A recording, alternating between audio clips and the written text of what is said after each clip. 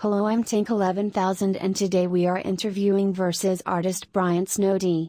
Brian is an accomplished artist, and works for Flying Frog Productions. He also teaches at the Gouache Academy of the Arts. Thanks for joining me, Brian. To start, tell me a little bit about the works you have featured in Versus. Let's see. They were all personal pieces I did over the last, I don't know, I'd say maybe 8 years. And then when you guys asked if I had personal artwork to share, I had a whole pile of it. So they're all painted in gouache, and which is my artwork of art painting of choice. Yes. And the subject matter is all over the box. So there was some fantasy stuff in there, some cryptids. And I think I even sent you guys some gladiator helmets or something like that. I can't even remember now. Yeah, I sent you a whole pile of stuff. Are there any particular works that you want to highlight that have an interesting story or unique creation process behind them? Yeah, the cryptids all have interesting stories because a cryptid is a creature that may or may not exist. You know, kind of like Bigfoot or the Loch Ness Monster or something. And I did about 20 of them. And they were really fun to paint because you have to do the research and, you know, listen to what the people have seen and scribble down over the past, even couple of centuries. I mean, Bigfoot's been around a long time. So, but what does he really look like? Interesting. How do you do your research? You read stories about him online and in books. I have a bunch of Bigfoot books and stuff I bought when I visited British Columbia years ago. And so I was thumbing through them, and then you get online and listen to stories about the Jersey Devil or some other crazy stuff. And then it's just fun to paint. Mothman too, I think. That was a good one. Mothman? I'm not sure I've heard of that one. Mothman was seen, where was it? I can't remember exactly where what part of the United States it was, but there was this famous bridge called the Silver Bridge, and he was seen flying over that. And then all these men in black would show up in these crazy suits and stuff and talk to the townspeople about Mothman. And now there's like a Mothman festival every year in this town. So one day maybe I should go there. Do you go to any festivals to do research for your art? Yeah, I went to a couple of UFO conventions in the past few years. That was real interesting. And I became like a police forensic sketch artist. You know, somebody sees a bad guy, like, well, his nose looked like this. And well, I did that with creatures that people claimed they have seen. And so they would sit down at my table and I would draw like these creatures that they saw in the woods or walking down the street or whatever. And that was pretty interesting. I drew some pretty strange stuff. That's an interesting approach. Can you tell me more? Yes, I went there with a group of other people, and that's where the UFO convention was. And they had a table, and I sat down, and when people came by, I said, well, I'm like a sketch artist, you know. If you have any creatures that you saw or whatever, I'll draw them for you. And people went nuts. They're like, yeah, I saw something strange when I was like 14 years old. And so it was really fun. I had a blast. Is that what inspired some of your Versus art? Like the one with the floating robot shooting lasers? Yes, that was the Flatwoods Monster. Supposedly some kids saw this thing and it had like beams shooting out of its eyes, and it looked like it was made out of metal, and there's a bunch of drawings of it online of various types. And so I took some of those and I made a painting out of it. Were there any creatures you painted that were believable?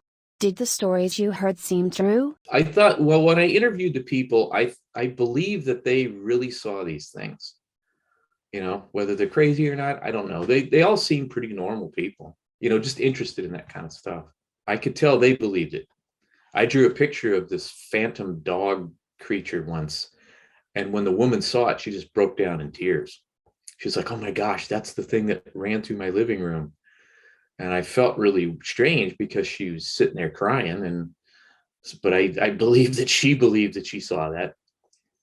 So I don't think anyone was crazy or anything. So can you tell me about your Versus art Midnight Flight? Oh, that's Spring-Heeled Jack. Jack was a creature that was seen in England in various places, and he would fly through the air. And I thought, wow, that's a crazy story. And he was seen sometimes in on the streets and sometimes in graveyards. So I think I got him flying through this graveyard with a full moon behind him. Is that the one? Yep. Yeah, that's a crazy dude. So he was supposedly some real creepy guy that was just seen floating around in various places, mostly in London, but in other English towns too. Did you see any newspaper articles? Did you ever read any articles about him? I've seen a couple that have been reprinted over the years online. And how did you come across this story in the first place? I worked with another artist, Jesper Mirfers, and he suggested a bunch of these cryptids, and Spring-Heeled Jack was one. And I'm like, oh, I heard of that guy, but I don't know anything about him. So I had to look him up. And I read these crazy stories, and I went, okay, I got to draw this guy. Is there anything else about your creative process that you want to share? How do you do your work? What does a typical day look like for you? Typical day is if I have assignments where I'm required to paint certain objects, I'm usually given an object or an object description by the people who want it, because I do a lot of like illustrate things like little statues or little weird things or weaponry or stuff like that. I get a lot of that kind of work. And that's pretty, I used to be a product illustrator, so that's really fun for me. I like textures and things like that, so that's kind of easy. But if I have to paint a scene, I really have to do a lot of preliminary drawings to get the body shapes right and get the costumes, you know, the way I want them to look. So that takes a long time. That could take a couple days. And then I transfer it on my board. I use my light table. It's in the background, and I shine a light and transfer it, and then I paint it. As an artist, what's the most interesting or exciting thing to you about NFTs? I don't know what's going to happen with them. When they first came out, I got a lot of telephone calls from friends who are like, oh, Brian, you got to get into this. I didn't even know what it was until I talked to you guys. I had an idea, and I thought, well, this could be pretty cool. We'll see. Instead of buying, cards or stuff, it's electronic images. So I hope it's here to stay. Versus is taking images and turning them into a playable game, which is something people want more of. NFTs that have utility. I agree, because if you just have images, I mean, that's fun. I collect art images off the computer almost every day. I'm fishing around, and when I run across something I see that's really cool, I'm like, oh, in fact, I have a folder just called Cool Art. And I just take the picture and put it in there. What do you think about the Versus game? What made you want to get involved? One, I hope it'll be a success. And two, is some of the other artists that you have there, like Drew Tucker. Drew and I just get along like a house on fire. He's so funny. And when we go to conventions together, both of us are usually at each other's desks half the time, talking about all the cool stuff that we're going to work on and telling silly stories and being around other artists and having their, and because Drew is so good, he's going to push me to do better stuff. So it'll be like a competition, like, oh, Drew, you painted that picture really cool. I have to paint one that's even cooler now. And yeah, we just have a ball together. I love going to conventions with Drew. So I'm looking forward to that kind of stuff, seeing what other people are doing. And maybe it'll inspire me to do better stuff or something different. So I think that's kind of cool.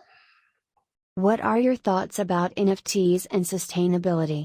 We chose a sustainable cryptocurrency Tezos, which is an energy-efficient proof-of-stake network. Tezos only uses about a household's worth of energy per year, whereas some other networks use an entire country's worth of energy. I'm old, and it's hard for me to learn about new weird stuff. Crypto is so new that it feels like we are all learning together as we go. Before we end the interview, is there anything else you want to talk about? I don't know. What do you want to know? My favorite drink is dark German lagers. I don't know what else. I'm a huge collector of Japanese armors. I spend all my money on like buying new helmets and face masks whenever I get around to it. Can you show me a helmet or something? I'll run and get it. Okay, hold on a minute. Ding. Haven't you made art featuring different masks and helmets? Quite a few. But this is like the real deal. Tell me more about this helmet. The helmet is made out of iron. This is the Japanese helmet and Japanese face mask. And they were popular after 1550 when the Japanese were introduced to guns. And their old helmets weren't working as good. So they started using like European styles of armor, which were kind of anti-gun helmets. So I think we have a couple pieces of yours which are for future release that are some sketches and drawings of these. Oh, some face masks and stuff. Yeah, I think I sent you guys about 4 or 5 of them. Yeah, they're fun. That's my favorite thing to paint, is that kind of stuff. I could paint that all day and never get sick of it.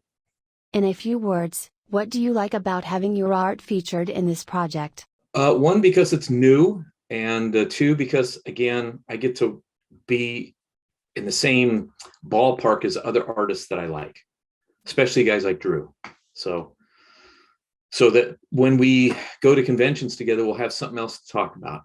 What's your next convention? It might be Battleground, Puget Sound Battleground in July. Yeah, I think that's where I'll be next. Thank you for joining me for this interview. You can find Brian's website at briansnodyart.com. And you can find his verses NFT at minterpop.com/verses.